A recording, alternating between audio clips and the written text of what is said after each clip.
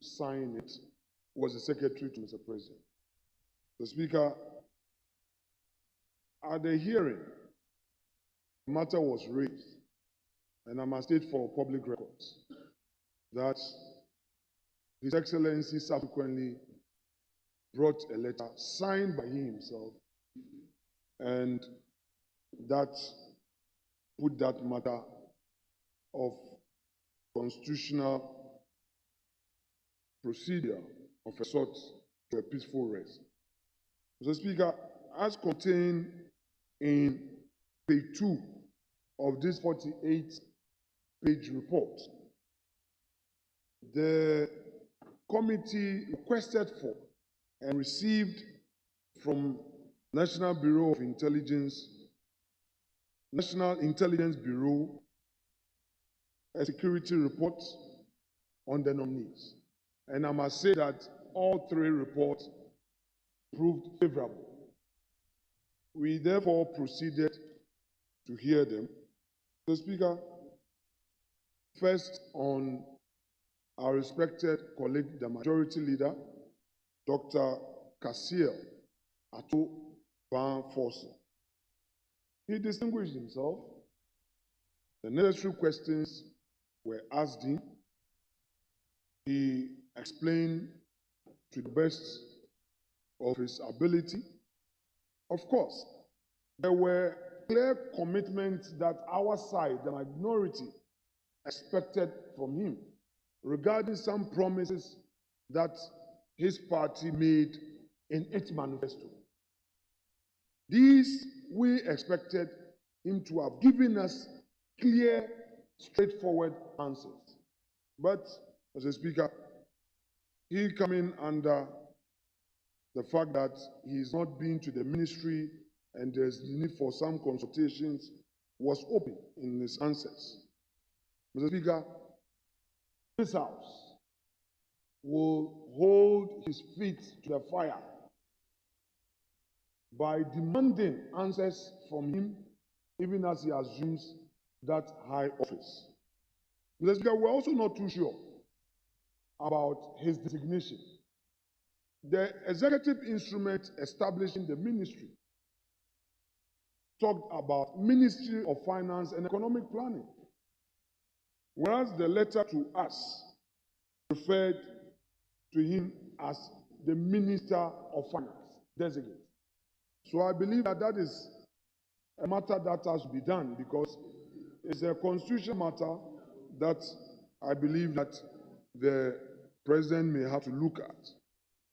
Mr. Speaker, this government has made a lot of promises that it is going to repeal some taxes at our ports. You know, those port taxes have still not been repealed, but we can understand because they don't have a Minister of Finance. We can understand that because they have not presented their first budget. But at least we expect them to make a public commitment. To make a public commitment that indeed, given the opportunity, they walk the talk. Importers are anxious. They are expectant. They want to see taxes and levies reduced. They want to see taxes that you call obnoxious taxes repealed. You promise them great reliefs. Those importers are expectant. Mr. Speaker, the all-important support for the private sector initiative, 1D1F, we asked the minister why, in opposition, he did not support the 1D1F. His views were to the effect that these exemptions, when given, are often abused. But, Mr. Speaker, merely saying that the exemptions are abused is not enough. What is important is for government to put in place measures to ensure that those who benefit benefits and use these benefits for the good of industry.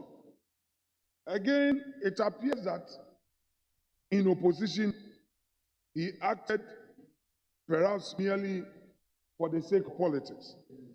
We still believe that the only way for this government to survive is to ensure a thriving private sector. Giving or granting exemption to the private sector is something that must happen. It must be done. You can't continue to overtax the private sector. I spoke about tax waivers yesterday. I will speak about tax waivers today, and I'll speak about it tomorrow. Mr. Speaker, they are talking about their so-called big push. The so-called big push was again re-echoed by my respected colleague Atisvete. Again, we are holding him to the commitment he's made. Mr. Speaker, for the first time, he defined the 24-hour economy. All these months that they were talking about 24-hour economy, there was total confusion. He now says that the 24-hour economy is only going to look at the real sector of our economy. So we are looking at the manufacturing sector, the mining sector. He said so for the records, and he's been captured. If you read page 9 of the report, I have the 48-page report. I have it with me. And that is what he referred to, that the 24-hour economy is going to concentrate on the real sector. I am sure that if this concentration is done, yes, it's here. Funding government machinery. He said the implementation of it. He's talked about it generally. Mr. Speaker, if they really implement the 24-hour economy, we will not be seeing desperate youth on our streets. We will not be seeing desperate youth invading people's company premises. We will not be seeing violence. We will not be seeing unemployment at high levels. So, Mr. Speaker, we look forward to the resetting agenda that my respected colleague talked about. But, Mr. Speaker, he's a member of this House, a fourth termer. He's distinguished himself, fifth termer, sorry, Honorable Amakofi, thank you. No, my senior. Yes, he's my senior, that's correct. Though we agreed to enter this chamber the same year, I was not fortunate. I lost my primaries by a single vote, and I had to go back to the assembly to go and contest again as an assemblyman and to become a presiding member and catapult myself into the chamber 4 years after. So I agree. Atu is my senior in this chamber. That's fine. Mr. Speaker, I have absolute confidence in him that being a young man, he's 46, he served as a deputy minister. But what he told me during the inauguration, here was a young man who came into the chamber and was seated behind the pillar. Nobody saw him. Nobody recognized him. He didn't even qualify for leadership of committee. By the grace of God, industry and patience, he's gotten to where he's gotten to. I believe that Atu's rise to that high office should be an inspiration. And I tell him that he should not forget about that. If he falls, it will be the fall of the Ghanaian youth. Going to manage an economy is no joke. We can only pray for him, wish him well, pray that he works with the team there, consult more, and be firm in his own approach to things. It's not a very popular position to take in government. His party people will come after him. Other government ministers will be on him because everybody would be anxious to have a bite at the national cake. So he should be minded of the challenge ahead of him. Mr. Speaker, the next person, our own respected colleague, John Abdullahi Jinapor, who is going to the Energy Ministry. Mr. Speaker, I will rest my case on him as there are some more aspects in that area that I would not attempt to go there. There are people who are well versed in those energy-related issues, and I know that they are very anxious to make a meaningful contribution in that area. So I will skip him.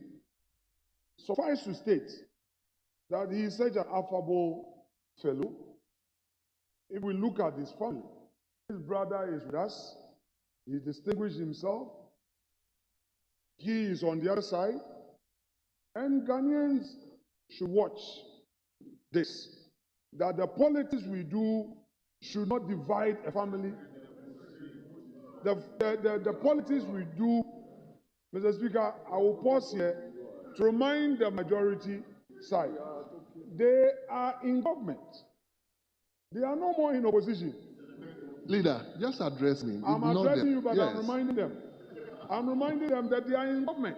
If they want to be litigating, your government business will delay. We will have our say. Mr. Speaker, the Jinapor brothers have something to tell Ghanaians. Politics should not make you think to the extreme.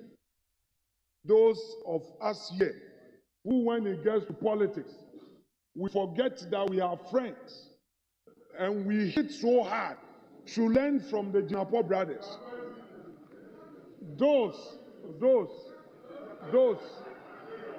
who, when it gets to electioneering period, and they are sent to people's you see your life?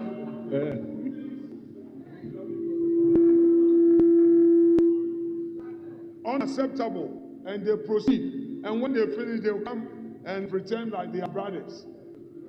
Those who go to polling stations, collation centers, to misconduct themselves, forgetting that we are in this together, learn from the Jinapor brothers. Those who lead tax to collation centers, to insult, to threaten, yet they know they are members of parliament, should remember the Jinapor brothers represent the hope of this country. Learn from the Speaker. That said, I shall rest my submissions by having a bite on the nominee, Dr. Dominic Akurutinga Ayeni. Mr. Speaker, this gentleman has earned the respect of this house. Mr. Speaker, I remember when I was on government side, leading government business, there were situations where, as a professional, he even departed from certain positions taken by his side. He got a lot of social media attacks on him, but he stood firm and he stood his ground. No wonder His Excellency, in looking for a formidable but moderate lawyer to mount that ministry, he found him worthy for that cause. He's made his name in the academia. In my early days of practice, there was one case I relied on to make my bail applications and to defend my client, the famous Tagore versus the Republic. Mr. Speaker, the Tagore case was a case that no lawyer wanted to venture. Tagore was jailed with others, and lawyers felt that it was a radioactive substance. This was a man who took the judgment of the High Court, read through it, and took up the appeal. I would encourage young lawyers and law students to go and read what Apau J, as he then was, said of Dr. Ayeni, where my Lord Apesera said of Dr. Ayeni. He distinguished the law and set us on a new era of criminal jurisprudence. And that has enriched the law in the area of criminal justice. All these go to his credit. Mr. Speaker, when I was practicing in the area of financial crime, there were a lot of times that we clashed at the Supreme Court, but the beauty of the relationship was that when we left court, he, as Deputy Attorney General, came to me to even encourage me that I should continue. And that is the beauty of the game. Mr. Speaker, I want to remind you that going into that important ministry, we on this side of the house are watching him closely and keenly. There would be extremists, hardliners, who will be looking for the people's justice. He should remind them that Ghana is a country of rule of law. He should remind those extremists that due process is the only means to achieve an end. He should not allow people to be pushing him here and there. Mr. Speaker, let Hansard testify to this point I want to make. Once upon a time, Nana Addo Dankwa Akufo-Addo, President of the Republic of Ghana, was confronted with a situation where, indeed, those supposed culprits or suspects had really not done any wrong, but some omissions resulted in they having done some wrong against the state. I'm referring to a double salary situation.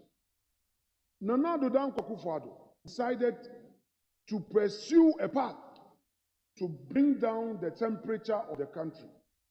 Many were those extremists in the MPP administration pushing the Akufo-Addo government to pursue the double salary and even jail them. I remember, as a member of his government, President Akufo-Addo said, to what would he gain if all these members of parliament are sent to court and are jailed? What will become of the politics of the country? This is my word of caution to my respected senior and the law professor.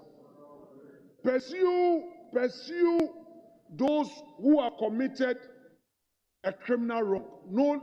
No problem at all. But don't pursue political opponents. If somebody has wronged the state, has committed a crime, there's no problem.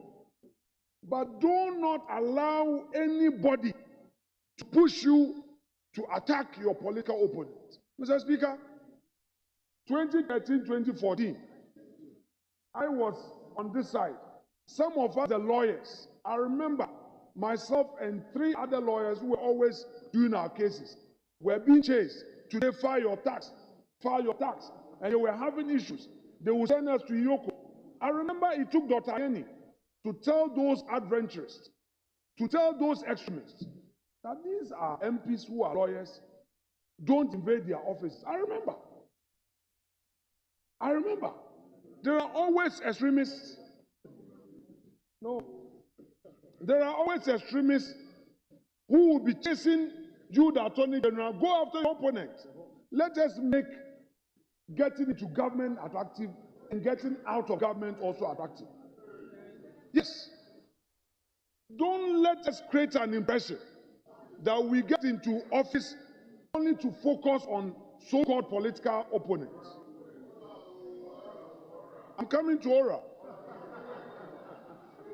Mr. Speaker, that so-called committee claiming to be going after loot must be cautioned that that committee is unconstitutional and illegal. And I pray that my respected colleague, Dr.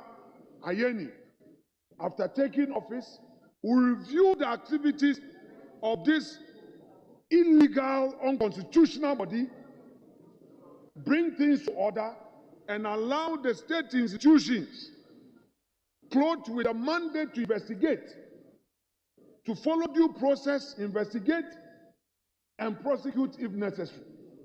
The way this aura is going, it will not help the cause of our democracy. Today you are in government, tomorrow you will be in opposition. Do unto others as in all situations you wish them do unto you. If MPP side in government makes some mistakes, you know you don't have to continue that path. So leave above board and pursue justice for all Ghanaians. Mr. Speaker, on that note, I shall thank you for indulging me and rest my case and encourage members to support this report, which is by consensus. Thank you so much indeed. Honorable members, the motion has been moved and it has been seconded. It is now before the House for consideration. Honorable members, let please be snappy with our contributions. I believe we agreed at the pre-sitting that we are going to have 5 members from each side. Right, Honorable Speaker. Honorable Leader, I'm speaking. Please. Before we proceed, I think that it has been agreed. We'll not argue about that, but we need to talk about it. Going forward, I think we need to revisit this number of people who speak. We have 187, including independent candidates, and quite frankly, 88 members. And so when it comes to debates, it must be proportional. And I think it's fair. I am not arguing about the agreement. I'm not arguing about the agreements. But I'm saying that going forward, time immemorial, because of the numbers. Other than that, we will have so many people who don't have. But I am not going back on the agreement that has been reached. I think it's very important that we say it. Honorable members, please, let's have an order. The decision has already been taken at the pre-sitting. It has been agreed that 5 from each side. So, Honorable Deputy Majority Leader, please, the decision has already been taken. So now we have the names here. We will begin with Honorable Alhaji Ladi Ayaba. Hajia Ayaba. Honorable member, you wouldn't go beyond 5 minutes. Just indulge me so that we can have this report concluded and attend to other business. Thank you, Mr. Speaker, but the title should come as Hajia. Mr. Speaker, let me first of all thank the Almighty Allah for bringing us to this level and thank the President of the Republic of Ghana, His Excellency John Dramani Mahama, for making these nominations to take up the mantle of governance in his government. Mr. Speaker, the first three people who have come to table are individuals whom I have known for at least not less than 12 years each, some of them more. Mr. Speaker, let me start with the person of Honorable Atforson. This is a person who has been so forceful in all his activities. He has never taken the issue of his personality to be something that he feels he may feel big or think that he is above others. His demeanor has been so encouraging. His knowledge of the subject matter is not questionable. He was the Deputy Minister of Finance, and he worked to the best of his knowledge. He did so well that we all saw the kinds of things that he did until the NDC then left government in 2016. I became so happy with Honorable Atforson and continued to watch him as we sat on your left side, Mr. Speaker, when he had this issue of being dragged to court. I had more confidence in him when one day I said, "Leader, this issue," he said, "Hajia, don't worry, it shall be well." And I said, "Inshallah, it shall be well." And it has been well. Mr. Speaker, this is the same man who has been nominated in the vetting committee. His responses left no stone unturned. He did so well. I just sat and watched him. And there was nothing I could say or think about than to wish him well, because I know he has that good knowledge. And I know he will deliver. All we need is for us to work and work well and ensure that he delivers for the good of the people of Ghana. Mr. Speaker, from what I have said, you realize that his capability is not questionable. Scrapping of taxes. People have spoken and said time again, especially about the almighty e-levy. The e-levy doesn't only affect those that we think it's affecting, whereby maybe we those here do not care, but I can assure you that it affects us because there is time that your own constituents, in sending money to their children or relatives, will complain to you about these taxes, which are, I will describe, a nuisance tax. It has been a big worry, and I'm so happy that he mentioned it and has reaffirmed the president's position that that tax will be scrapped. And I think that is a kudos to us of the NDC for thinking so well about the good of Ghanaians. Mr. Speaker, tax exemptions came to the table time and again. Many times we had to go through the exemptions and ensure that we took out some of the items that were locally manufactured and yet were being brought and put amongst tax items that needed to be exempted. And that was very, very worrying. Most of the taxes we need to relook at and ensure that items, especially those that can be gotten locally, should never be part of any exemptions. Mr. Speaker, I will not be done on the issue of Honorable Atforson coming up to support and lead when it came to these exemptions, when we had taxes that needed to be exempted, when even those factories were already in existence. We ensured that it never happened. And I believe that he is going to continue in that dimension. Mr. Speaker, I wouldn't like to talk so much because I know you have already spoken about time, and there are many others who are yet to come. Honorable Atuforsen, I wish you the best in your office, and I hope and pray that you are able to work and work as you have always been to the benefit of us all. Not only NDC, not only MPP, to all Ghanaians and to the world at large. Mr. Speaker, Honorable John Abdullahi Jinapor, who has been presented as the Minister Designate for the Ministry of Energy, is one anybody at all would like to interact with.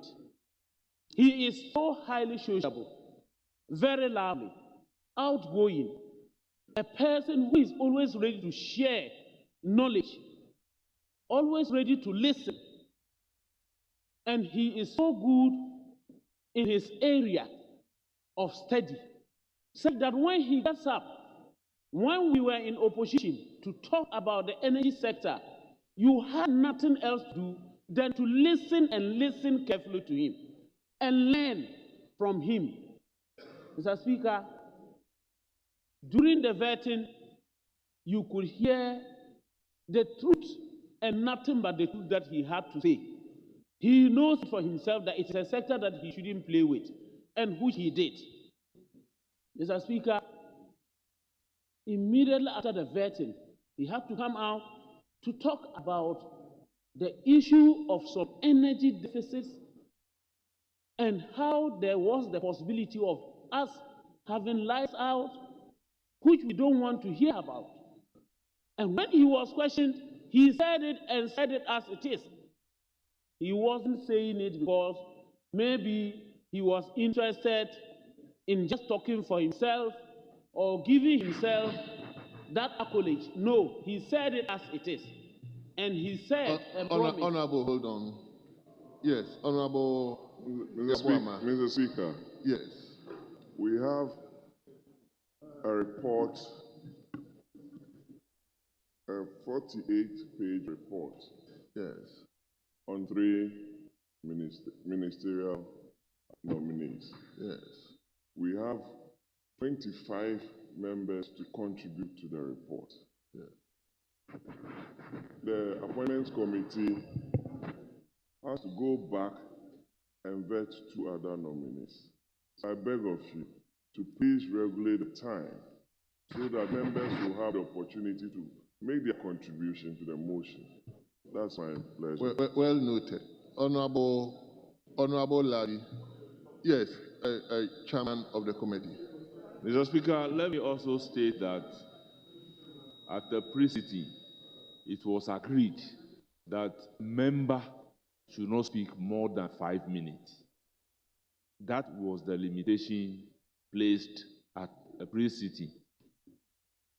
So, Mr. Speaker, we need to go strictly by it Very well. so that we can go and continue our So, Honorable Ladi, I think I pre-cautioned you and other members will be speaking that 5 minutes will be allotted to each member. So please.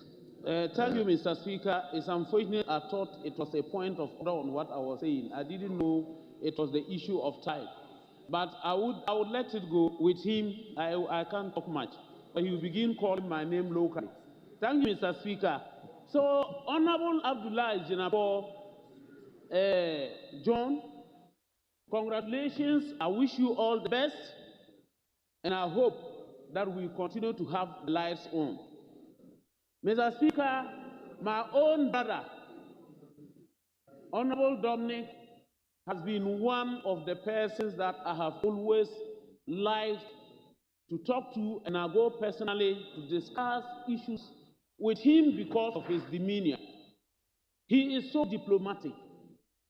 He is such that he will go on to let you understand why he goes a particular tangent. Honorable, and please wind up for me. I wish him all the best. He knows what I am saying, and I know once he's been a deputy minister before, he's going to work better as a minister. My big brother, congratulations, and I wish you all the best, and take care of yourself. Thank you. Thank you very much. Honorable members, let's remind ourselves the time, 5 minutes, please. It's not that we are cutting anybody short, but apart from this, we have other business that we will confront ourselves with. So please, let's respect the time. At times, it's not palatable to say, honorable member, your time is up, so please wind up or stop.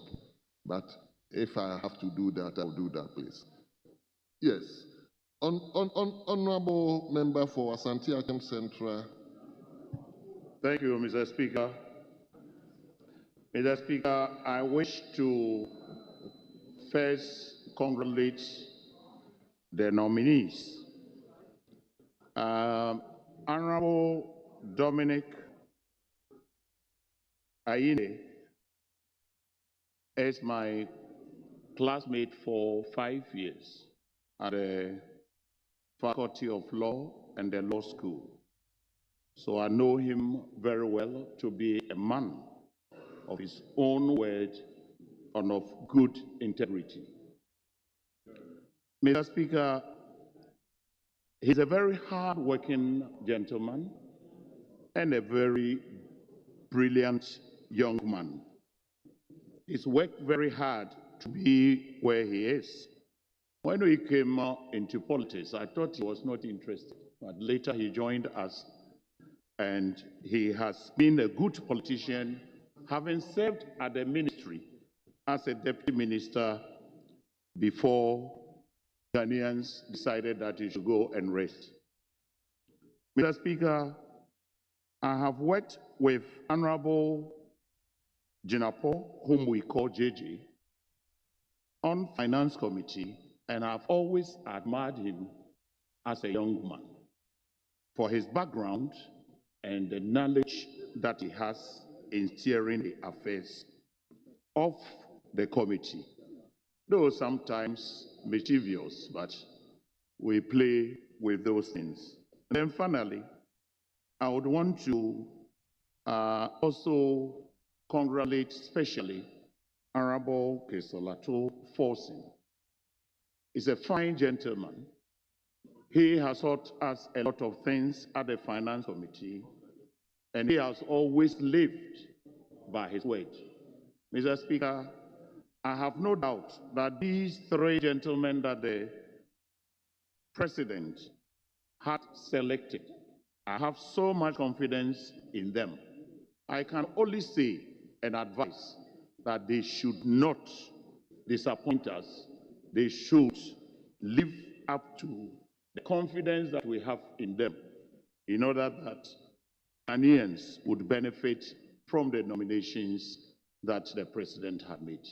With this, Mr. Speaker, I would want to again wish them all the best if they are given the nod in their new career. Thank you. Thank you very much. I believe we can all take hew with the time. Very snappy, and he was able to touch all the 3. Indeed, he was a teacher. So it is now the turn for a member for Cape Coast South. Honorable members have been given a list, so I'm just going by the list. How will you know? Yes, Honorable Rickett. Yeah. Thank you very much, Mr. Speaker, for the opportunity to contribute to the motion, item 10, 3 on the other paper. Mr. Speaker, in doing so, I'd like to first of all congratulate the 3 gentlemen, Honorable Dr. Kesolato Forson, who is a minister designate for the Ministry of Finance, Honorable John Jinapo, who is going to the Ministry of Energy, and Dr. Honorable Dominic Ayine, who is the minister designate for the Attorney General and the Ministry of Justice. Mr. Speaker, I think at the veteran, Honorable Forson distinguished himself very well.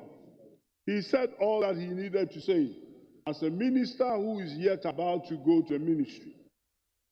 And he did promise to deliver the promises that His Excellency the President had made in terms of tax that we hope to repeal. Mr. Speaker, Honorable Atuforsen was at the Ministry of Finance as a deputy minister with myself over 8 years ago. He's been a ranking member of the Finance Committee for, I think, 6 or 7 years. So he's basically been following the Finance Ministry for at least over a decade. I have no doubt in my mind his ability to perform his duties as the minister in the times that we are in. And I wish him all the best, and I know that he will do well.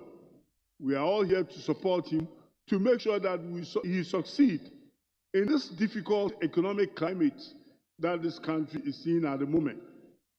Mr. Speaker, I'll move on to Honorable John Jinapor, a fine gentleman who is passionate about matters that involve energy.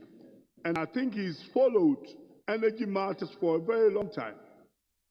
I have no doubt in my mind that he's the right person to go to the ministry in these difficult times. With Dr. Dominic Ayini, my good friend, congratulations.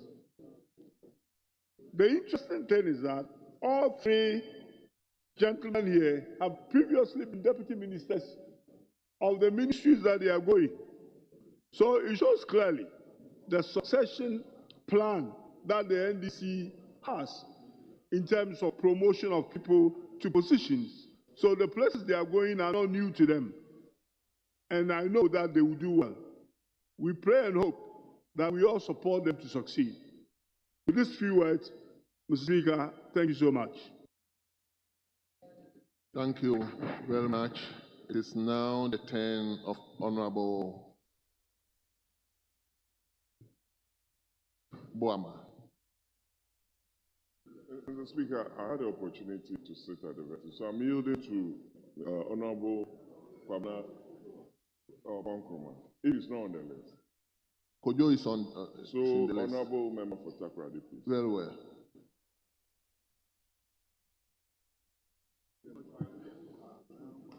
Yes. Thank you, Mr. Speaker. Mr. Speaker, I rise to support the motion moved on the nominations of the President. Mr. Speaker, I believe that the first person we are interested in is Honorable Ba Atuforsen, who is also a schoolmate, even though he was my junior. He's been a very good friend whilst we both came to Parliament. And I believe that the nomination is in the right direction. More so, when he has been a member of the Finance Committee for a very long time and been a part of the NDC campaign. Mr. Speaker, if you take a lot of the pronouncements and the campaign promises made by the NDC, naturally, finance was a major part of it.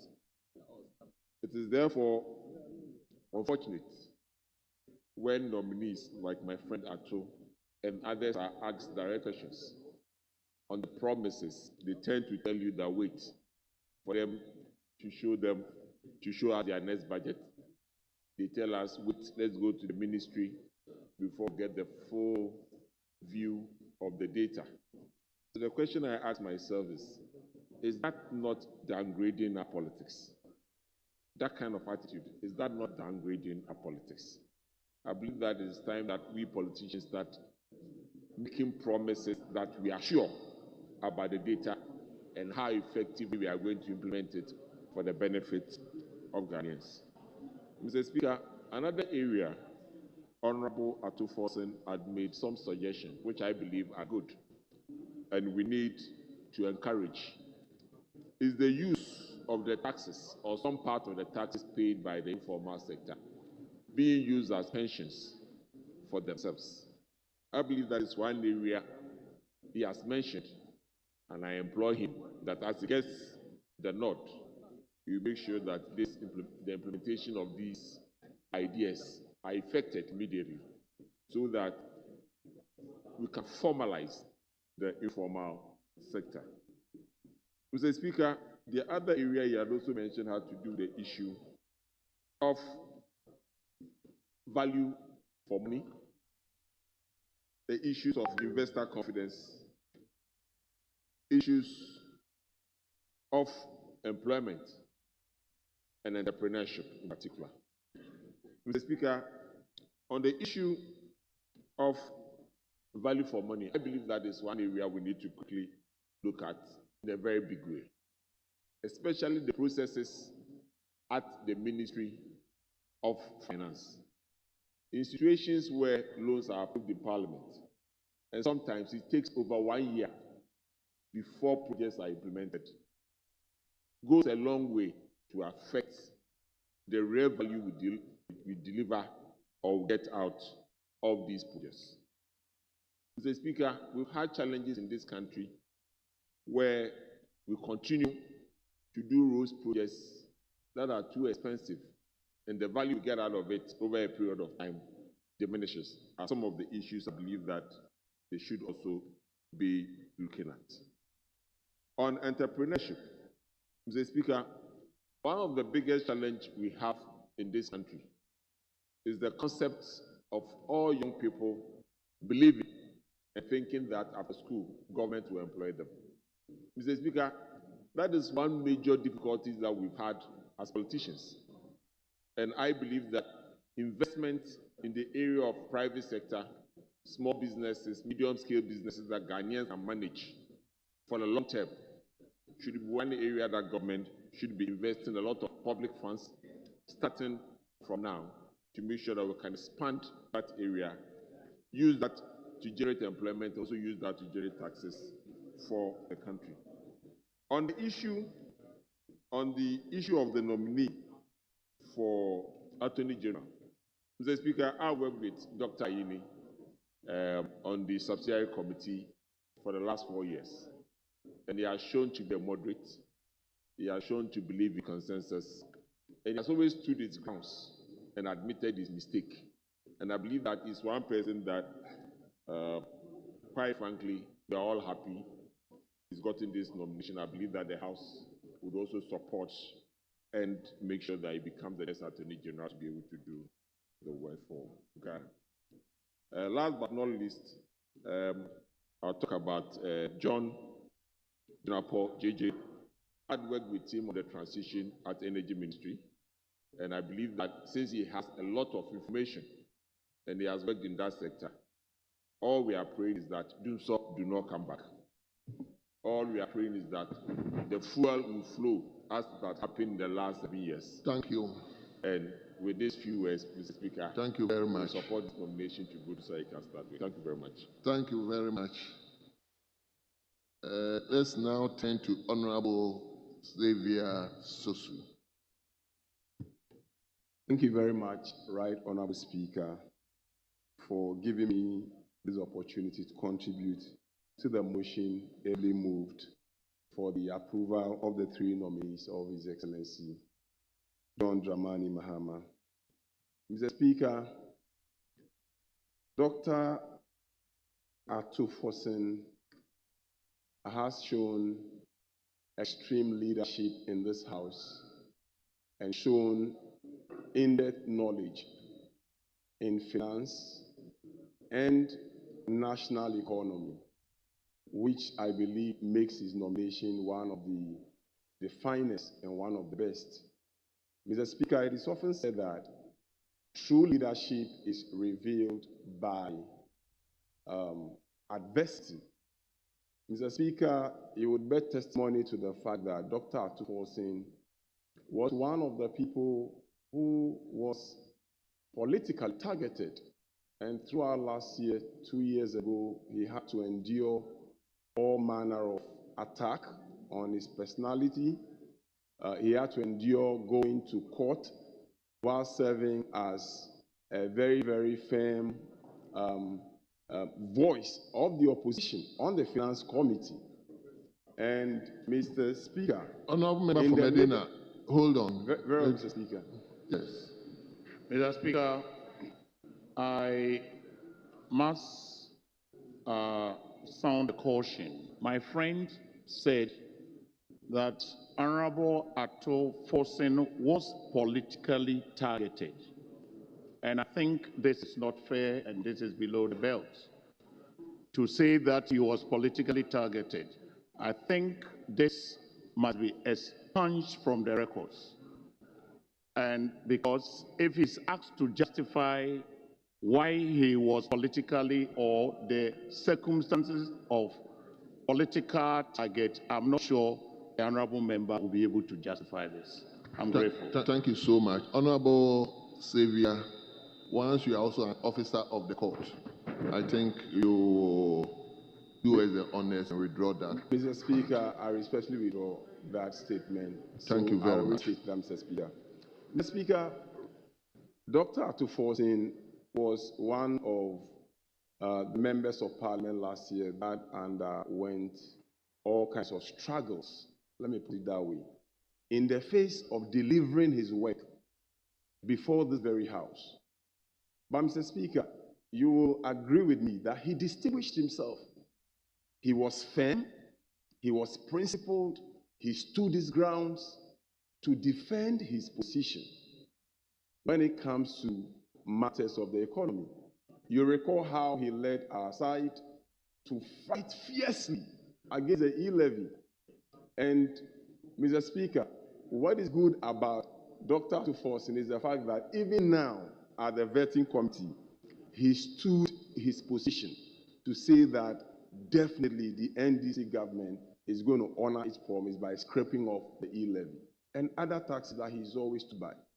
Mr. Speaker, Ato Forson represents some inspiration to young people because he's in his 40s and yet he's already distinguished himself, rising through the ranks to the highest pinnacle of becoming a finance minister. And Mr. Speaker, that is an inspiration to all of us, and I believe that he is definitely going to carry the people of Ghana through and honor all the promises that the NDC has made in its manifesto, particularly when it comes to youth employment. Mr. Speaker, our brother and friend John Jinakbo has also distinguished himself as a member of parliament and also shown very excellent knowledge when it comes to the energy sector. And I believe that he's also going to do very well and be an answer to the energy challenges that we were plunged into by the former administration. Mr. Speaker, finally, Dr. Ayine was my lecturer and has been an inspiration to me in various ways. And Mr. Speaker, I must say that in the last parliament, when I led some private bills like the abolition of the death penalty, Dr. Ayine played a key role in ensuring that we achieve that goal of abolishing the death penalty, criminalizing witchcraft accusation. Mr. Speaker, I would want to use this opportunity to urge Dr. Ayine that Ghana still has to sign the second optional protocol to the ICCPR and also work on removing the death penalty from the Armed Forces Act. And I hope that as he assumes this ministry, he will lead the way to make this happen. And most importantly, also work on the non-custodial sentences for petty crime. Thank you very much, Mr. Speaker. I wish him the best, and I wish all of them the best, Mr. Speaker. Thank you. It is now the turn of Dr. Gideon Buako. Doc, you have the floor now. Thank you, Right Honorable Speaker, for giving me the opportunity to support the motion ably moved for the ministers. Honorable member, may you speak up a bit? Thank you, Right Honorable Speaker. I rise in appreciation of the opportunity you have given me to comment on the nominees whose reports have been brought before this House.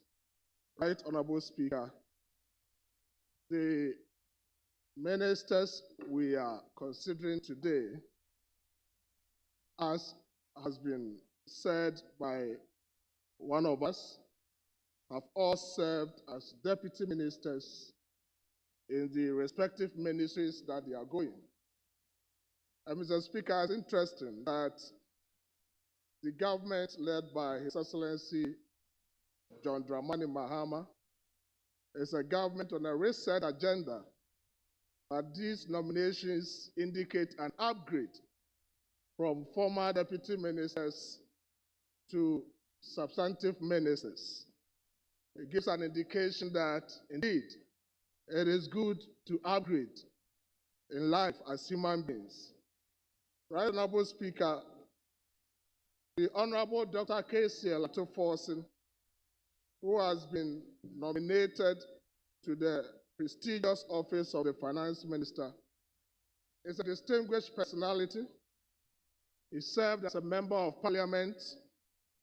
He served on the Finance Committee. He's been a Deputy Minister for Finance before. So truly, his competence and experience in the ministry he's going to is not questionable. The Honorable Minister-designate came to the KNUST at the time I was a lecturer there at the business school for one of his programs. But Mr. Speaker, once we approve the Minister for Finance, it is important for me to note that he is going into that office to perform three main functions as any finance manager will perform. He's going to take investment decisions for the country, financing decisions for the country, and budgeting decisions. Mr. Speaker, it is important as a country, having one of us going to such ministries, to remind ourselves that we need to enter into contracts that the Ghanaian people will have value for money. Recently, His Excellency the President met the President of the African Development Bank and put before them initiatives and projects that the government wants to embark upon. Mr. Speaker, we have been on this curve before, and Ghana in the past have procured some loans for infrastructure projects, and most of these loans have come at exorbitant prices to the Ghanaian people. Mr. Speaker, if you indulge me, I should like to remind the minister going for the finance minister that in the year 2015, the government of Ghana, through the African Development Bank, took a loan for the Terminal 3 project. That loan came with an interest of 8.5%, so high for the Ghanaian people. It took the government of President Nana Addo Dankwa Akufo-Addo to renegotiate that interest down to 5%. Also, the initial loan agreement for the Tema-Akosombo Standard Gauge Railway project that was contracted by the NDC government that the Honorable Atuforsen was the deputy minister, came with an interest of 6-month LIBOR plus 1.75%. Mr. Speaker, this was so high, and it took the government of the NPP to renegotiate this down to 6-month LIBOR plus 1.5%.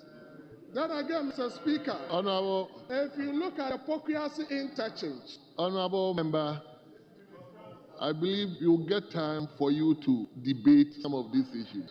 Thank you, Mr. Speaker. Let's begin to wind up for me. Thank you, Mr. Speaker.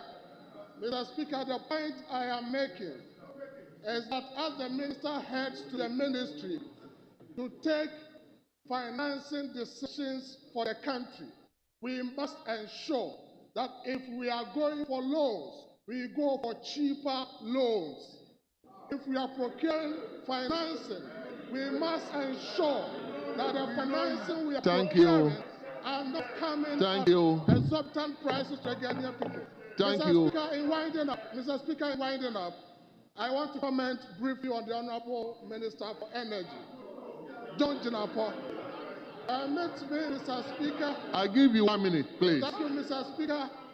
Mr. Speaker, something that is of utmost interest to the Ghanaian people today is electricity tariffs. I wish to remind the minister that Ghanaian people will be very appreciative if he's able to work to reduce prices or the tariffs of electricity. And Mr. Speaker, just to support what I'm saying with this data, Ghanaians have gone through a lot. In 2009, Honorable there member. was no increase in electricity tariffs. Honorable member. Mr. Speaker, in 2010, Ghanaians paid 10%. In 2011, 8.9%. In 2012, 7.4%. In 2013, 58%. In 2014, 28%. Thank you. Mr. Speaker, in the heat of doomsday, we were paying 90%. Honorable member, thank you so much. You get the Speaker, opportunity. If you just oppose this. Honorable member. Thank you, Mr. Speaker. Honorable member, you get the opportunity one day. Thank you, Mr. Speaker. So that you can give up your. Thank you very much. Honorable members, please. Right, Honorable Speaker. Honorable leader, it's the first time. I want to advise. I just want to advise my colleague. I understand that this is a very exciting time for you, and that's why we're indulging you. But please, when the speaker asks you to wind up, please do so. It's very, very important. We work towards the speaker, and so when he tells you to wind up, please do so. Thank you very much. It is now the turn of Honorable Ampenyako Asujaman. Please. Thank you. Work around 5 minutes for me. Mr. Speaker, I'll try to do less than 5 minutes. No. I'm grateful, Mr. Speaker. Mr. Speaker, the announcement of the nomination of these 3 honorable members, Honorable Dr. Ato Forson, Honorable John Jinapor, and Honorable Ayini, was greeted by Ghanaians with a lot of excitement and approval. And in fact, it tells all of us that President Mahama has started getting things right. Mr. Speaker, Mr. Speaker, there is one thing that is common about all these nominees, and it is the fact that they are all being nominated to ministries that they previously worked as deputy ministers.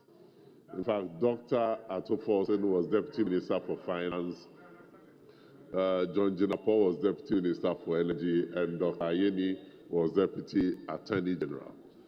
And this tells us something, that if you are given an opportunity and you work hard, one day you will be recognized. Oh, Mr. Speaker, Honorable Opal Kroma is harassing me. One day, you will be recognized and you will be elevated to higher heights. And so this is a lesson to everybody, that any opportunity that you get, no matter how small it is, work hard and one day you will be rewarded. Mr. Speaker, their responses showed clearly that they are ready for the work and they appreciate fully the task ahead of them. In fact, Dr. Ato Forson stated clearly that he is going to walk the talk. President Mahama intends to walk the talk and to deliver on all the promises that he made to Ghanaians.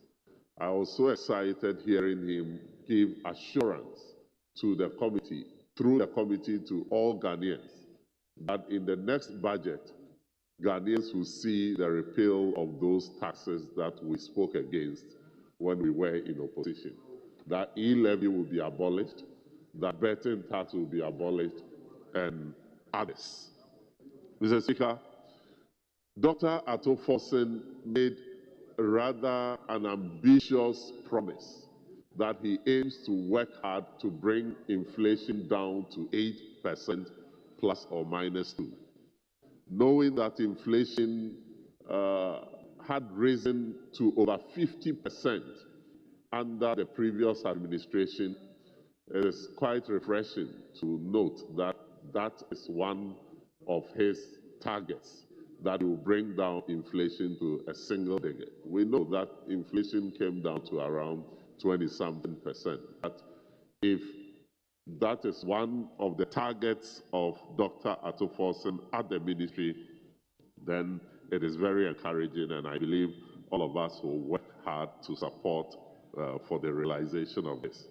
Mr. Speaker, he explained the 24-hour economy, and contrary to what the leader said, that he said he's going to be only about the real sector, that was not his response. He said we will focus on the real sector. In fact, we, the NDC, have stated clearly that selected public institutions with large customers like DVLA, like the Harbor, like Passport Office, will all be under the 24-hour economy, and it will help create a lot of jobs for us. Mr. Speaker, Dr. Ayeni has demonstrated to the admiration of all of us in this House that he knows the subject, he knows law, and that when he worked at the Attorney General's office, he really learned, and he's going to bring that to bear in the execution of his duty. I admire Dr. Ayeni for one thing, that he is a very principled man. In fact, he took certain positions that were unpopular to those of us in his party, but he stood by them and said that with my background and everything, this is what I believe should be done. This is the man that is going to the Attorney General's department. And so when the minority leader was appealing that he shouldn't go and persecute political opponents and all that, I can assure him that the man going to this office is principled, and he will do his work very well. Finally, on Honorable Jinapo, he's my friend. If I don't mention him, it will be fair. Mr. Speaker, Honorable Jinapo, someone I have worked with on the Finance Committee, has also demonstrated that he is ready to help us solve the energy challenges. He said something about power purchase agreements, and I was so happy with that response, because an erroneous impression has always been created that it was wrong for us to have take-or-pay clauses in power purchase agreements. But he demonstrated that even succeeding governments after him signed about 6 agreements that also included take-or-pay clauses. Thank you very much. So I encourage all of us to approve these nominees. Thank you, Mr. Speaker. Thank you very much. It is now the turn of Honorable John Daku.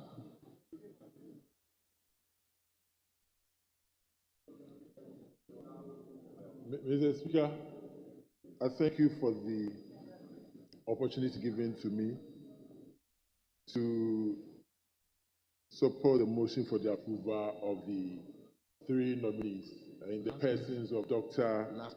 Dominic Ayeni and Honorable Kasil Atuba Forson and Honorable John Jinapo.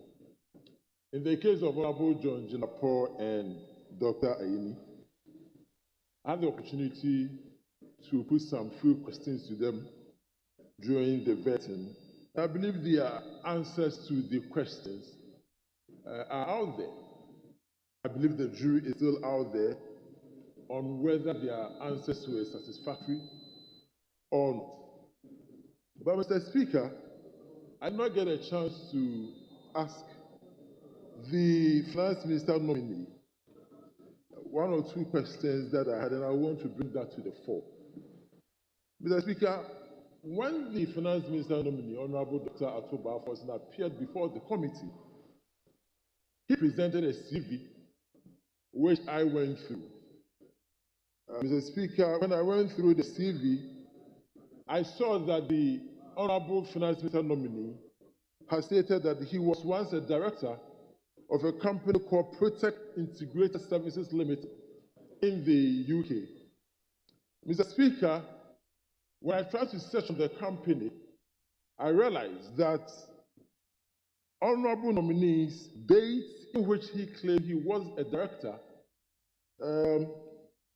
showed that he said he was a director from 2003 to 2005.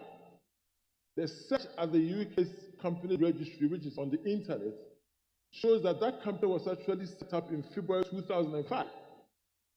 I also realized that when you go through the company's record, honorable minister nominee's name wasn't there as a director, contrary to what he has stated on his CV.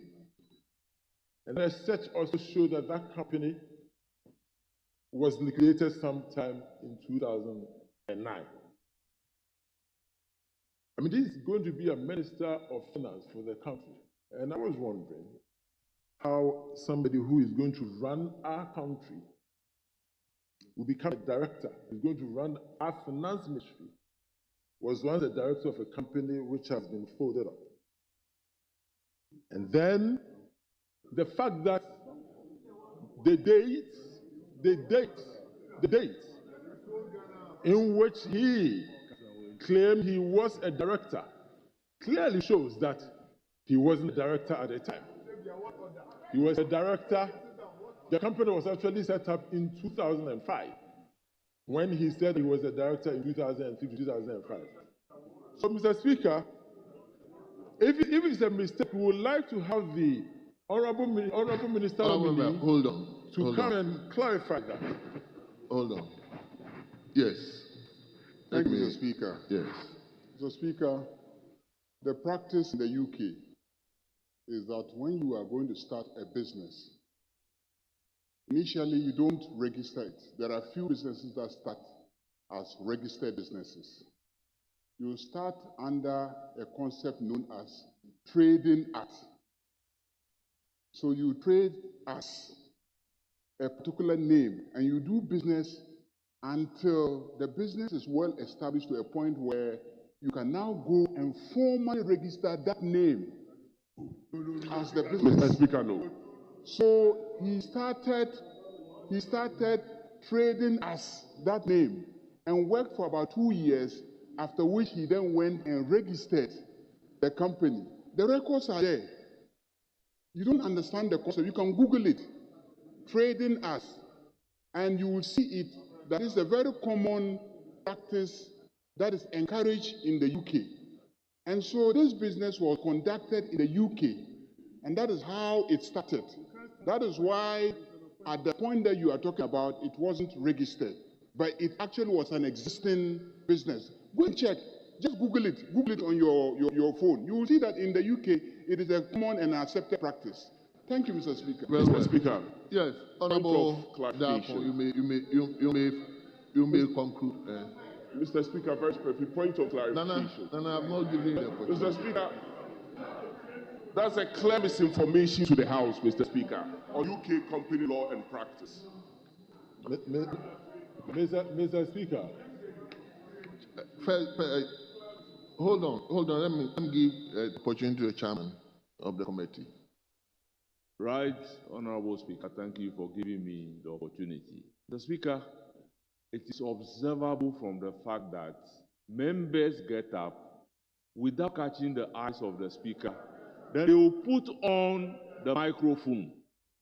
Mr. Speaker, they have gone through an orientation.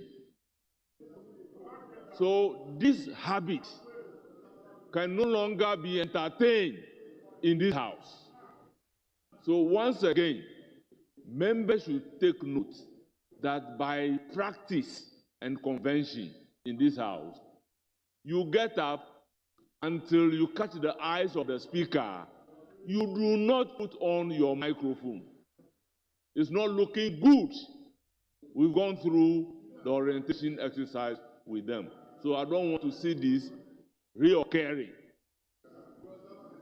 Thank you very much. Yes, Honorable John Darko, you may continue. Honorable Speaker, so I was saying the company the registered company that we know, which is the Protect Integrated Services Limited, was registered in 2005.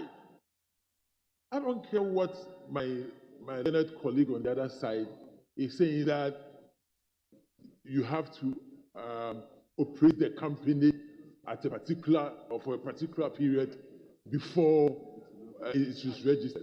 I think that it is inaccurate. What we are dealing with is a registered company, and that is what he has provided to this house and the people of Ghana, that he was a director of that company, Protect Integrated Services Limited, from 2003 to 2005. If it's a mistake, you should come to this house to come and correct it. This is a house of record. He is going to be the Minister for Finance, and it is important that some of these things are corrected. Mr. Speaker, on that I yield. Thank you. Thank you, Honorable Member. We will take the last from the majority side, from Honorable Yusuf Suleimana. Mr. Speaker, I'm very grateful for the opportunity to contribute to the motion that is before us this afternoon. Mr. Speaker, indeed, the three gentlemen that have been nominated and vetted are really assets to this nation. Mr. Speaker, we all know Honorable Atu Fortin. We are aware of his humility, somebody who is very focused, very diligent, and very knowledgeable. And this was demonstrated when he was vetted. His responses were asked. The Speaker, when he was asked on the issue of tax exemptions, he was clear that we should give tax exemptions to companies that really deserve this, and that we should be fair in giving out these tax exemptions. And that, for me, is something that we all have to take into consideration. And this is a person that needs to occupy this very important position so that he will demonstrate fairness and not to be biased. Mr. Speaker, let me also touch on my own brother, my younger brother, Honorable John Abdullahi Jinapo, a young man with vision, a young man who has demonstrated competence, a young man very knowledgeable when it comes to energy and finance, a young man who is able to give us assurance that Dumso will be a thing of the past. We have just inherited Dumso, something that the John Mahama administration had worked to resolve. We inherited it from you. And this young gentleman gave us the hope that Dumso will not resurface in this country. And he has taken pragmatic steps to ensure that we don't sleep in darkness. You don't sleep in darkness. And so you should begin clapping for him. You should begin clapping for him. That the mess you have caused this young man, a visionary leader, has given us hope. And these are the kind of people that we expect His Excellency John Dramani Mahama to put into very strategic positions like this. And so I call on you unanimously to approve these men of integrity so that the mess that we have inherited, they will be able to resolve that for us. Mr. Speaker, lastly, I don't want to take so much time. Lastly, Honorable Dominic Ayeni. When the name is mentioned, people shiver. This is a man that we all know. His credibility level is high. You can compare him to other outgoing attorney general and what have you. You can compare them and you see a difference. Mr. Speaker, Honorable Dominic Ayeni, a lecturer, an experienced lawyer, but some of us seated here are even his students. I can see some of them. seated there and listening. This is a man who taught you, and you know his worth. And that's the man who's now coming to lead you when it comes to issues of law and issues of courts in this country. I think you should be clapping for Mama for giving you such a respected person that even in the international front, when he speaks, he brings credibility to Ghana. And so, once again, I want to call on you. Thank you. To rise up and give a unanimous approval to these young men to save us from the position that we have inherited. Thank you. God bless you all. Mr. Speaker, I'm very grateful. Thank you. Lastly, we will listen to Honorable Kojo Ponko. Thank you, Mr. Speaker.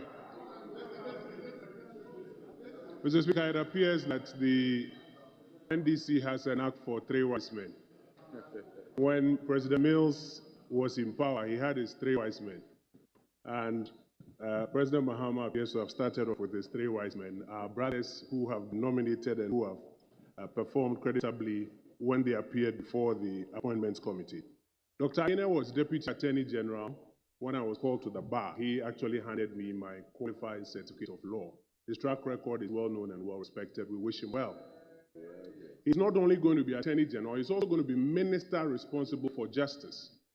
Mr. Speaker, justice is a subject that across the country many people still look forward to. Court infrastructure, residences for magistrates and judges, the kind of budgets that must go there, the availability of lawyers for legal aid to ensure that justice is done in the nooks and crannies of this country.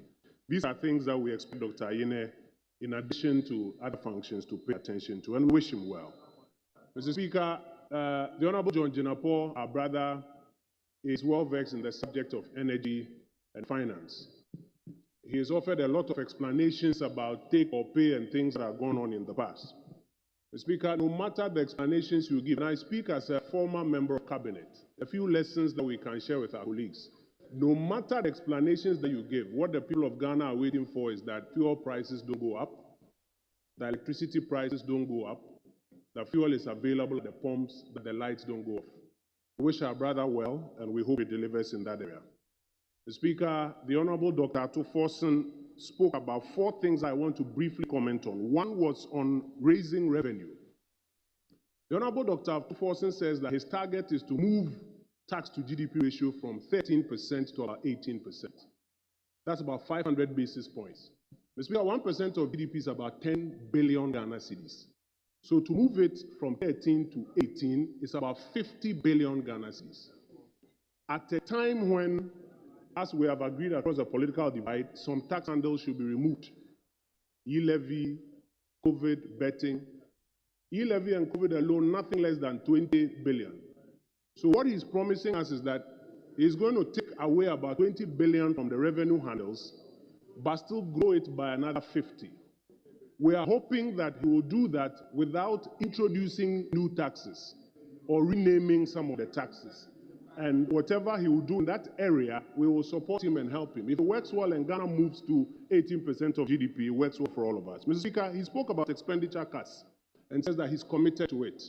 On this side of the House, we had already advertised that we are looking forward to about a cut of 3% of GDP.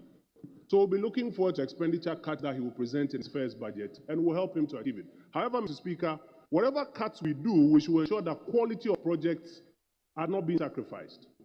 We should expect that ongoing projects that are delivering value to Ghanaians are not sacrificed. Yesterday, the Honorable Agboja at his vetting mentioned that commitment on roads is about 100 billion. That means about 100 billion worth of road projects ongoing. These cuts, we are hoping, will not lead to a stop of the major critical road and other infrastructure projects across the country. Mr. Speaker, the third thing he spoke about, which I want to briefly comment on, is debt management. That under his administration, they will do better in debt management. At the same time, he's considering taking some more money from the IMF. That's not a grant, that's debt. What is that debt going to do? Worsen our debt situation or improve it? So, Mr. Speaker, we'll be looking forward to these things and helping our brother to to achieve those objectives. And finally, the respected minority leader drew attention to the fact that when the president issued the EI on the ministries, he said Ministry of Finance and Economic Planning. But when he issued the communication to the speaker, he said minister responsible for finance. We will urge our brother to avoid the trap of creating the impression that he is responsible for the economy. The minister responsible for fiscal policy, the minister responsible for finance, like my brother Ricketts knows, is the minister responsible for fiscal policy, not the whole economy. There are external economic developments that he doesn't have control over. There are things happening in the monetary policy space that he doesn't have control over. There are real sector economic issues in other areas that other ministers will be taking decisions and impacting the economy. He doesn't have control over that. So from our lessons, we wish them well. We will give them all the support that we can. If it works well for all of us. And with these few words, Mr. Speaker, we will support the motion that the brothers be approved to take up their position. I thank you, Mr. Speaker. Thank you very much. Honorable members, at the conclusion of the debate, the question is, as many as are in favor of the motion listed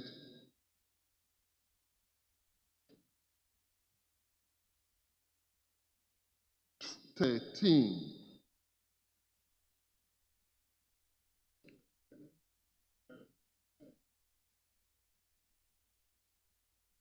Yes. Yes. The question is, as many as are in favor of the motion listed 11 in today's order paper, say aye. Aye. All those against say no.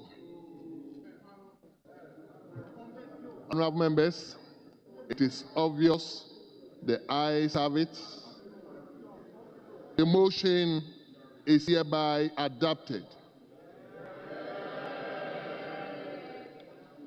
And that this Honorable House has adopted His Excellency the President's nomination of Honorable Dr.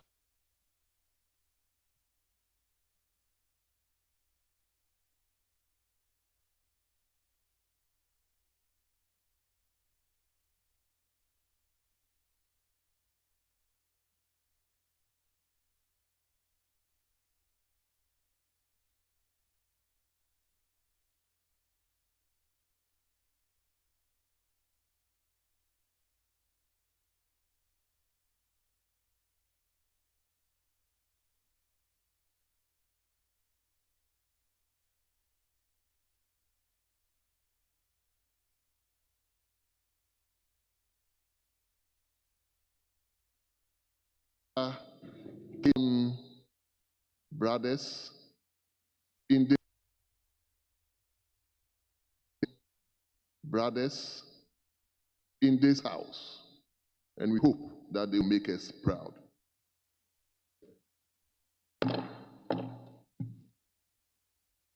Yes. Honorable First Deputy Speaker. Mr. Speaker, thank you for the opportunity. As the mover of the motion, I want to use the opportunity to thank the Appointment Committee and the entire House for adopting the report of the unanimous decision of the committee by consensus.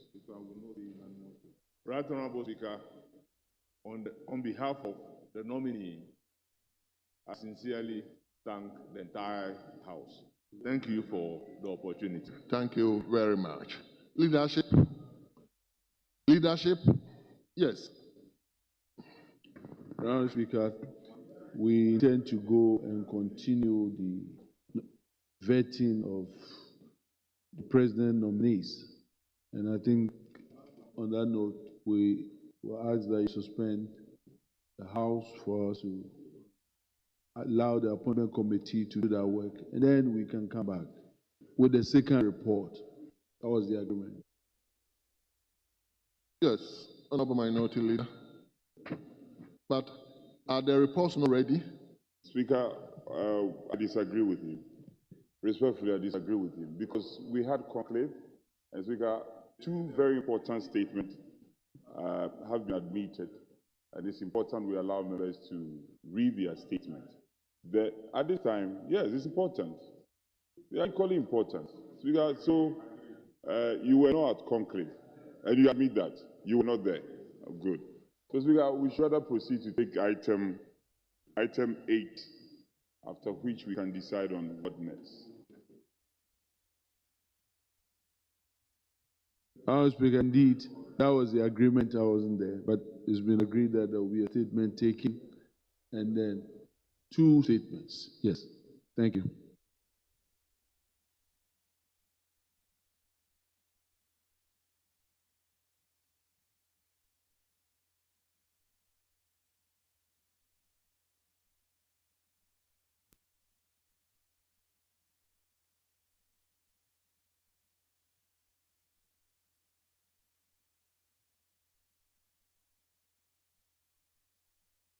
Well, honorable members,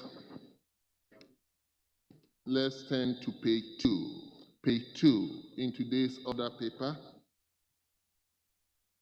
Page 2. Item listed 8, statements.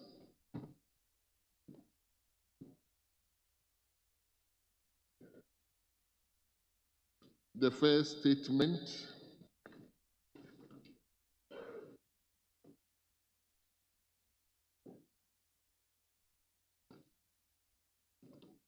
is from our colleague from Suhum,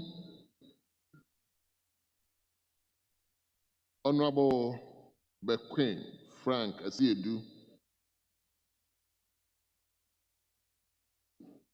Mr. Speaker, yes, let's hear you. I was going to talk about the topic, but I can't see the headings well, so you can go ahead. Mr. Speaker, I am honored to join my colleagues in congratulating you on your re-election as the Speaker for the 9th Parliament. As secret deputy speaker. Yes. Go on. For the 4th Republic, and do welcome you back to the Speaker's chair. Mr. Speaker, permit me to also thank the illustrious sons and daughters of Suhum constituency for electing me into this August House. And I promise to serve them in dignity and in truth. Mr. Speaker, I am fortified by Orders 93 and 67 FF, and to thank you for the opportunity to highlight a matter of growing importance in global public health, namely the human metapneumovirus, HMPV, and how Ghana can strengthen its surveillance and preparedness efforts in response to this virus.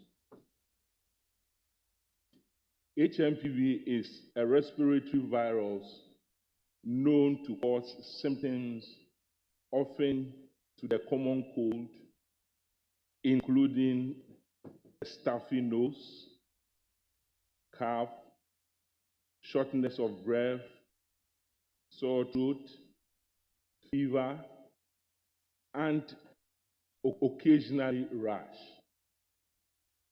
While HMPV typically presents with mild illness, it can be more severe in young children, adults over 65 years, and individuals with weakened immune systems, which can result in mortality.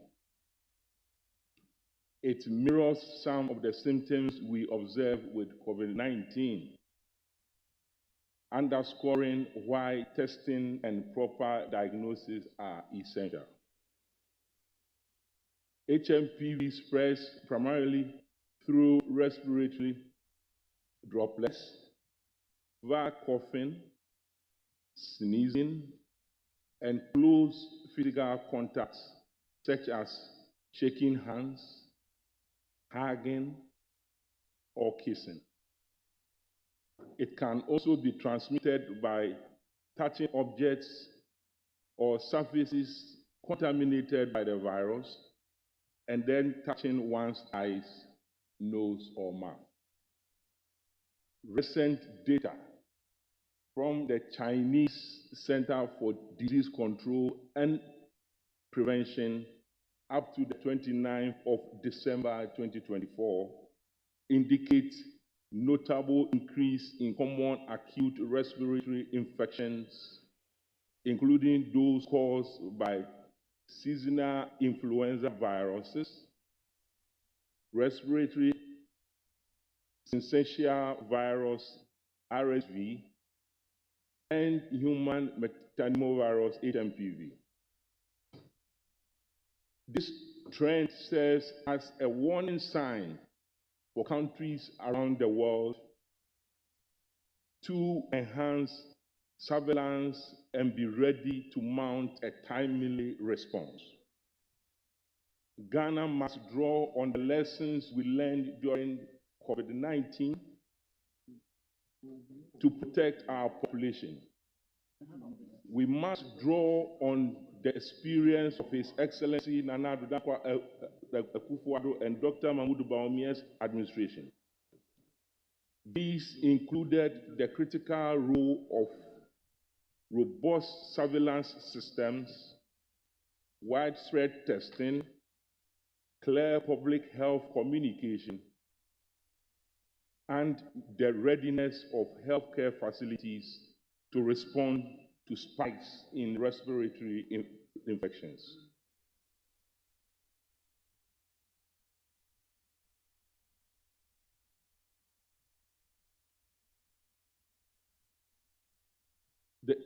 The Ghana Health Service and all relevant public health authorities should work in tandem to strengthen surveillance, enhance public awareness campaigns, promote preventive measures, and maintain readiness of healthcare facilities.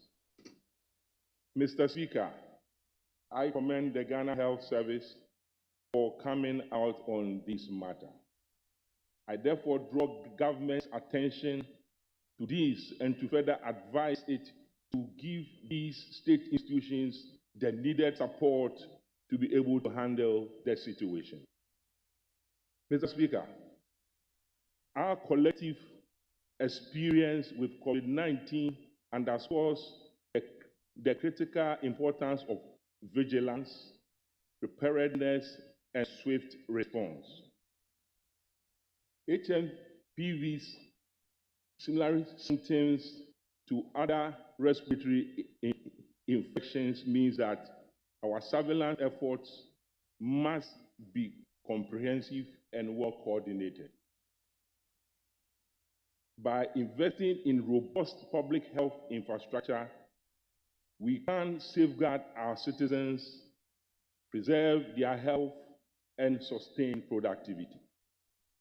Mr. Speaker, it is incumbent upon us to assure the Ghanaian public that we stand ready to address any emerging threats to our nation's health with appropriate planning, clear communication, and collaboration across sectors.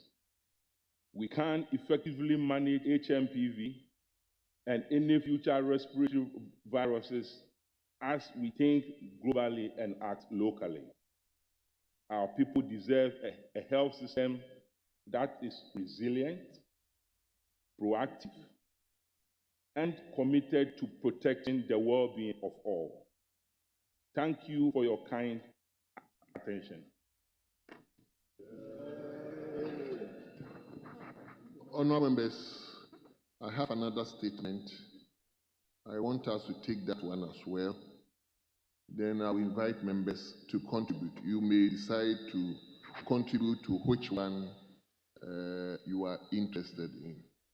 So let me invite Honorable Member for Medina to also read his statement on Ghana's leadership in ensuring the full implementation of the Africa Continental Free Trade Area Agreement.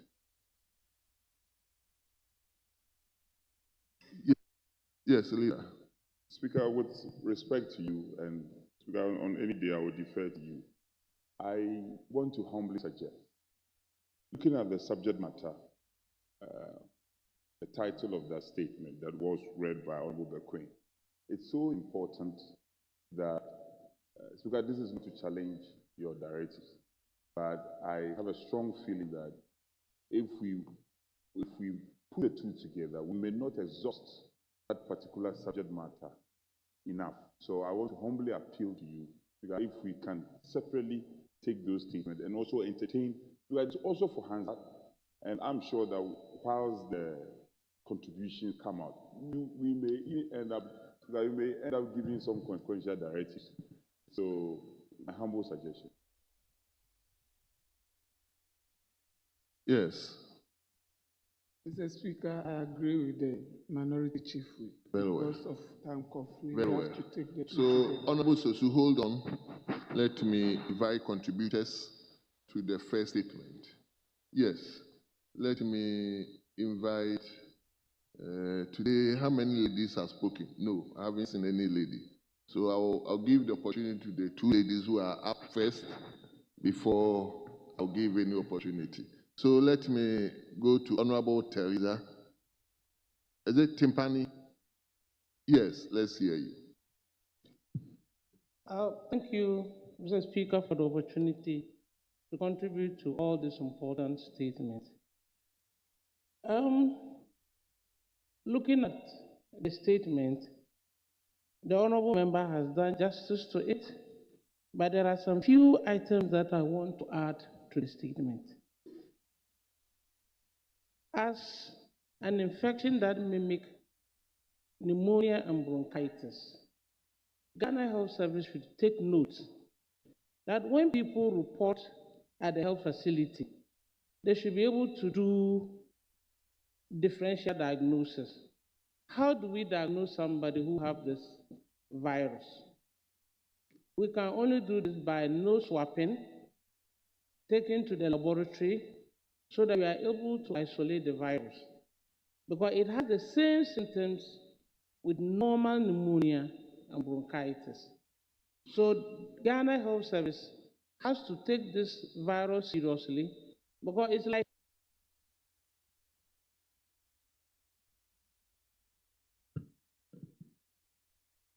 like all the viruses that is coming into this country usually come from China. Though it was discovered in 2001 or 2001 in Germany, it is mostly found in the Chinese part of the world. And that we should watch out so that we don't get up one morning and we have to have something like COVID-19 that we have in 2019. Because I have learned from what has just been read that a lot of people or schools are being closed down in China because of this particular virus. What virus are we talking of?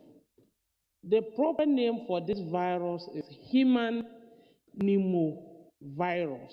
It's a virus that has to do with your lungs. So when you get it, you cough, and you also have symptoms like a normal pneumonia. It is serious in children where they have to go through mechanical ventilation so that they'll be able to breathe. It also has to do with people whose immune system are very low, whose immune system is predisposed, like people who have hepatitis B and HIV virus. And that when people have these symptoms and come to the health facilities, it is best to also diagnose or to also find out if they have any of this virus. Again, sitting in this chamber, you can see the sitting arrangement. that we are too close to each other. And I think that we should be looking at a way that there can be space in this chamber where if somebody is coughing, you don't know what is bringing the cough. We'll be able not to infect each other or reinfect each other. Because here, as we sit, when there's an outbreak of this virus, we are going to have a lot of people getting infected. Again, we have to look at our people who are their age is a bit high, like from 65 and above.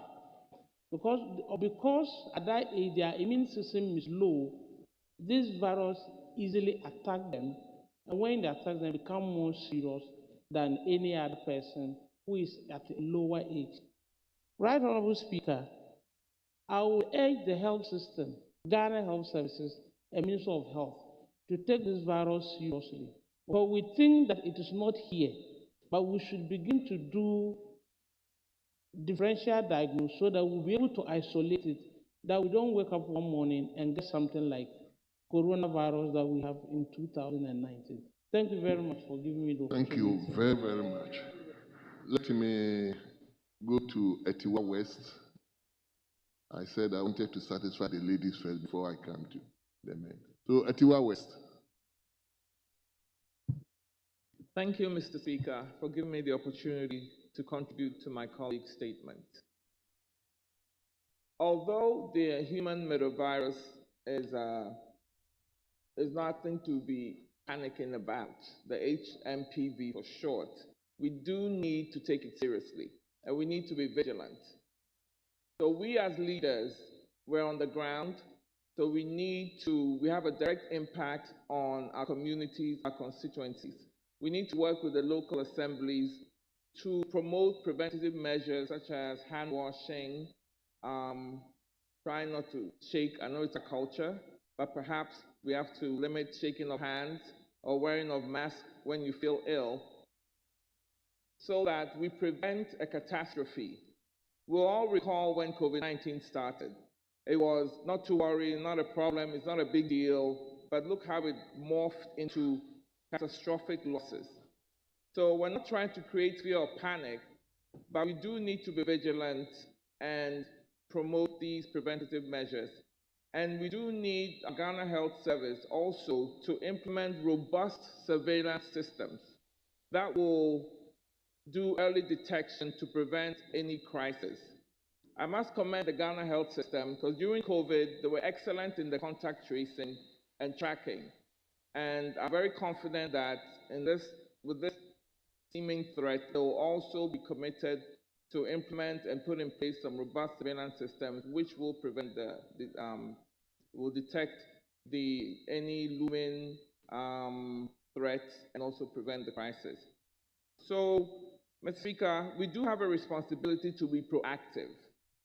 So that's what I'm basically getting up here to speak about. We have to be proactive and educate, and make the public aware, make our constituents aware of this threat, although it is not, it's been around for years, but it can be deadly in infants, and as my colleague from the majority side said, in the elderly as well.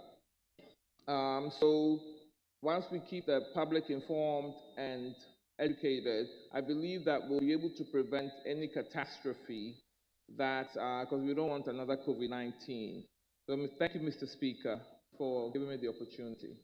Thank you very much. Yes, I want to give the opportunity to the first timers. So, yes, Honorable Member. You see, Honorable Members, the first timers, please don't be offended if I ask for your name and your constituency. We need to know each other so that next time when I see you, I'll be able to call you by your name. So if I call you and ask of your constituency and your name, please don't be offended. Yes. Speaker, if I can have the attention of the Honorable Rickett, available leader. Yes. While Speaker was speaking, I saw your backbenchers him was standing, even when the speaker was speaking. You have to do some work at your backyard. Please, carry your members along. You must come to appreciate that when the speaker is speaking, we will listen to the speaker in silence. And that's what our orders say. What do you say to that? Mr. Speaker, I take note of that. I have just arrived. Thank you very much. I believe the orientation says he just arrived. In what capacity? Is it as available leader? As an available leader, he has answered you right. Yes, my brother, let's hear you. Mr. Speaker, thank you for the opportunity. I am Professor Titus Bayo, Lambus constituency. Yeah, and I want to commend my colleague, the Honorable Member for Suhum, for drawing the attention of the nation to this important condition. And I will say that at this time, we should call for calm. There is no need to panic because available data suggests that this is not a very deadly virus. But it is important that we strengthen our surveillance systems. And I have every confidence in the surveillance system of the Ghana Health Service, that we've used it for COVID, we've used it for other infectious diseases, and I can say it is almost foolproof. However, I would say that the call for us to adopt preventive measures has additional benefits other than protecting us from this virus. We notice how during the COVID, in the height of the COVID, when we're all practicing hand washing, social distancing, and the use of the face masks, we had 0 cholera cases in the country and 0 cholera deaths during that period. That is one benefit we stand to gain if we practice these measures. So I want to call on honorable members in this chamber, as a colleague alluded to. When you develop symptoms of any flu, cough, cold, it is advisable to use the face mask, whether you have been treated or diagnosed of any condition or not. And then I would conclude by saying that we implore the health system, especially the diagnostic services, Noguchi Memorial Institute for Medical Research, to improve their diagnosis, to see, just in case we have some of these cases lurking around, so they can raise the necessary alerts. Thank you very much. Thank you very much. Let him now come to Dr. Mahama. Thank you very much, Mr. Speaker, and thank you for the opportunity to comment on this statement by the Honorable Member for Suhum. Mr. Speaker, the subject matter is very important, and I'll join my colleagues in asking that we treat it with the utmost urgency, because we had similar experience in the case of COVID, where we were asked to stay calm, not to shiver, not to get scared, but we were faced with a catastrophic that was declared as a national pandemic or global pandemic by the WHO. And Mr. Speaker, if the House would note, COVID, based on our experience, has led to over 700 million infections with over 6 million deaths. The economic cost of COVID to families, individuals, was so huge. The cost of COVID to Ghana was unimaginable and very burdensome.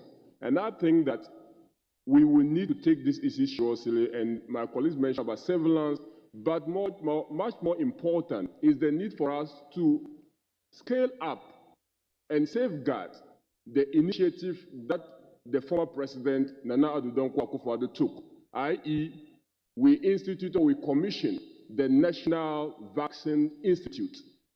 This was supposed to wrap up our local capacity in terms of development of vaccine in the case of emergency like one we are facing now, the imminent threat of HPV virus. Also, we had the Agenda 111 project, Mr. Speaker. Mr. Speaker, such a disaster, if I may call it, such an outbreak will require that we prepare in terms of the health infrastructure. And I think that this is a clarion call to the president and the executive to make sure that they wrap up work on the Agenda 111 project so that if any eventuality do happen, we'll be adequately prepared to address that. Thank you, Mr. Speaker, for the opportunity. Thank you very much. Honorable members, since we have another statement and there are other business to also conduct, I will take one, then we'll listen to the other statement. So let me listen to the one. Yes. Thank you, Mr. Speaker. My name is Emmanuel Kwesidra, Upper West Achim. This is a very important national issue globally. And my take on this has to do with the fact that we have institutions that are highly responsible for some of these emergencies. Taking the veterinary services, for instance, a lot of research has shown that some of these outbreaks are from animals. Till today, I'm yet to know whether the veterinary services division or department is under Ministry of Agric or the Ghana Health Service. And I think it is time we start involving some of these very important national institutions that can take control of some of these issues. Mr. Speaker, it will surprise you to know that if you get to the head office of the Veterinary Services Department, just around this area, how deteriorated their structures are. The systems are failing. And so I think it will be prudent to get the right institutions involved. Sometimes you see the Wildlife Division of the Forestry Commission going around from chop bar to chop bars, checking some of these animals that are cooked.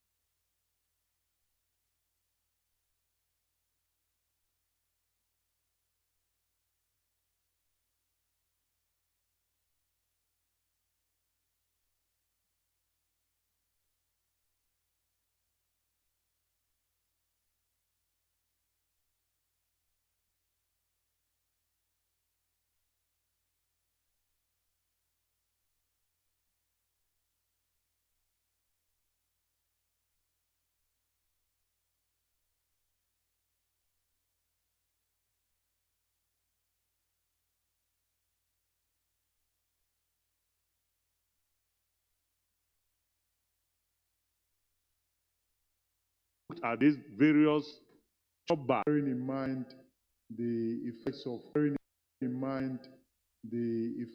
COVID-19, and even have forgotten about the measures that we once instituted to prevent, viruses of this nature escalating to become pandemics. Even though there's information in the media space, as I said, there's very little that's being done. Mr. Speaker, reminiscent of the lingering plagues that many countries have suffered due to COVID-19, we need to start embarking on awareness creation at all levels. And I think this August House should be a shining example to this country. Mr. Speaker, common preventive measures like washing of hands, social distancing, covering of nose and mouth when sneezing can be encouraged and enforced once again. And I would like to repeat that this House can set the example to the country. Mr. Speaker, I suggest that institutions like the NCCE should start immediately with a public awareness campaign to ensure that we do not go back and suffer the consequences and the costly consequences of an outbreak that is mirroring COVID-19. Mr. Speaker, thank you for the opportunity.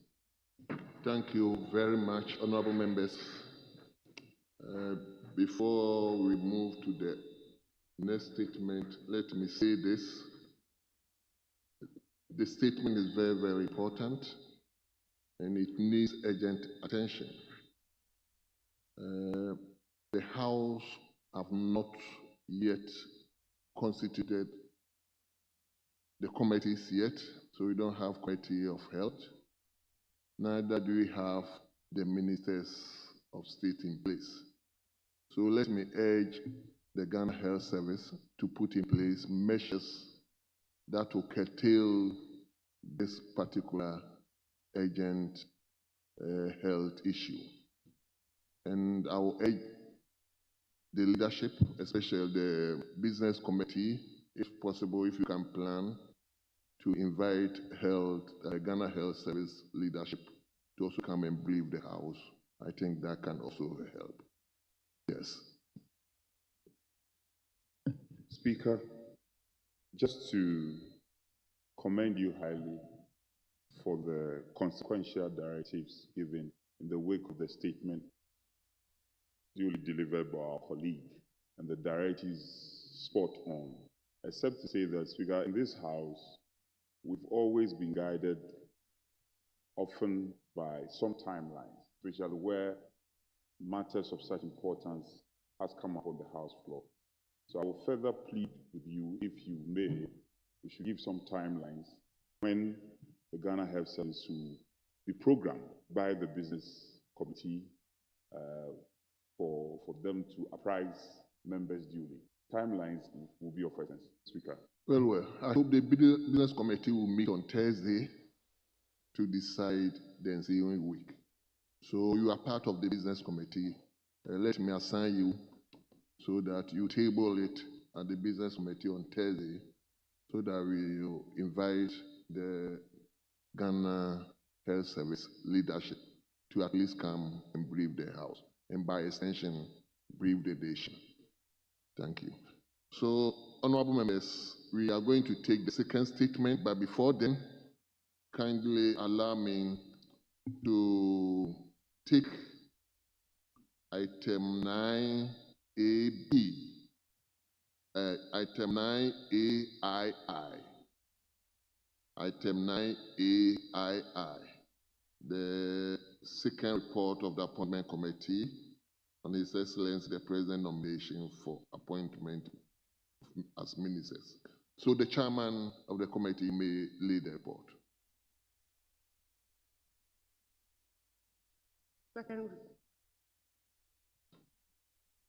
Second report of the Appointments Committee on His Excellency the President's nominations for appointment as ministers.